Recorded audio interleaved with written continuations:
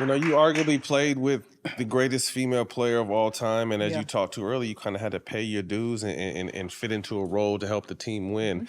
That's not always easy, especially with someone as good as you are and ended up being able to kind of spread your wings post-college. But how was it in college with that team, particularly Cheryl and the twins and the chemistry and winning at the same time? Yeah, so did I mention I was a little rough around the edges when I got to college? Of course. I didn't mention that. Yeah, course. I was, straight out of the I don't Watts. believe it. Like you talking about straight, I was straight out of Watts. And so I didn't know what I didn't know. And it was hard for Cheryl and I to see eye to eye, mainly because she was up here and I was down here. So I'm like, yo, listen, I thought I was the greatest. I thought I had it, like I was it. And so I had a chip on my shoulder coming from the inner city, going to USC. And then here comes Cheryl Miller, 105 points in a game. I'm like, yo, but she ain't play against me. They didn't want none of Locke High School, LOCKE. They ain't want none of that, right? They ain't want none of that, right? So I'm feeling myself. I'm feeling myself. And then we have our first practice. And I say, shit. Dang, Coop, you got to get better.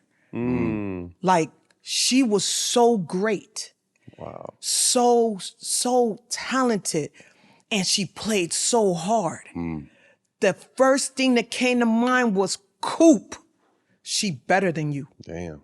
You got to do better. I went to work after that. I went to work. So, I had to talk my shit because I didn't have what she had. Yeah. And I had to work and work because she was amazing, especially at her size. She was the first at her size to have that level of talent. Knock down the three, get to the rim, play defense, run the fast break. You name it, she could do it. And I was like, wow, I want to be like you.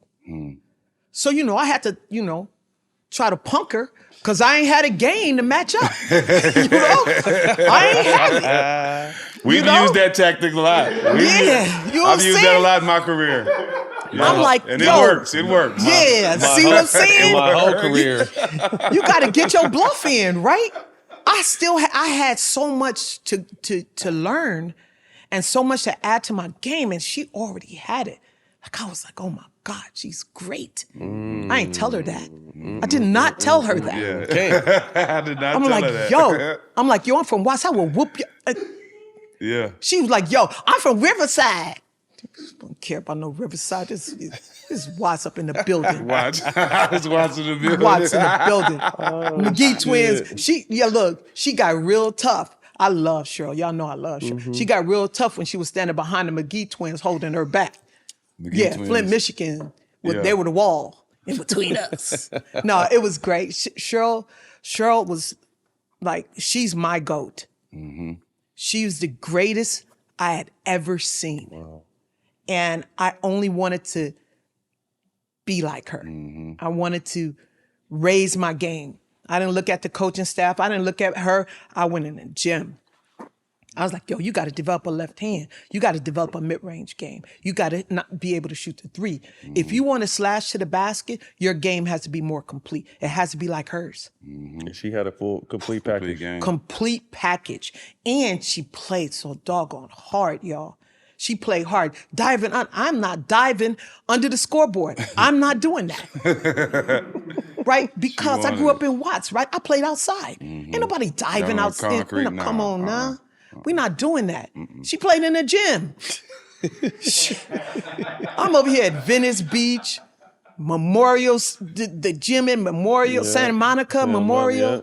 I'm out on the blacktops. I'm getting it in. Yeah. I wish they would knock me down. I'm coming down on 2 feet. Boom. I'm not sliding for nobody. So, that helped me in college, right? It helped me in the pros. I'm constantly in balance. Right on, you ain't bumping me off my line. Nope. I'm anticipating that contact. I'm meeting you where you are. Yeah. Yeah. So no, she was great, and she helped me be better. And as a result, I became who everyone saw in the WNBA because I had to deal with Cheryl Miller the greatest of all time at a very, very early age. That's dope. Cheryl said you guys were the Showtime's little sisters. Obviously, you mentioned that team and that motivation and inspiration. Any stories you remember with those guys, Magic in particular, or any of them? Well, I don't remember a lot of stories, but I remember Cheryl was Showtime. You remember, I came off the bench, y'all. I was in the second five. So for me, the McGee twins and Cheryl, they were Showtime. Me, I was trying to carve my spot out, right? The funny thing about my collegiate experience is by the time, 83, by the time we got to the championship game, we were the first all-black starting five. Wow. So I went from being on the bench the entire season to starting in the championship game. And we won that championship against Kim Mulkey and her crew. Deborah Rodman, Janice Lawrence. It was great because I ain't like them. Because Kim talked too much. Was she nice? No. She wasn't nice. She was a point guard. Yeah. Had those pigtails, man. Come on. Little braids in her hair. And look, y'all ready for this? I took my first and only collegiate charge.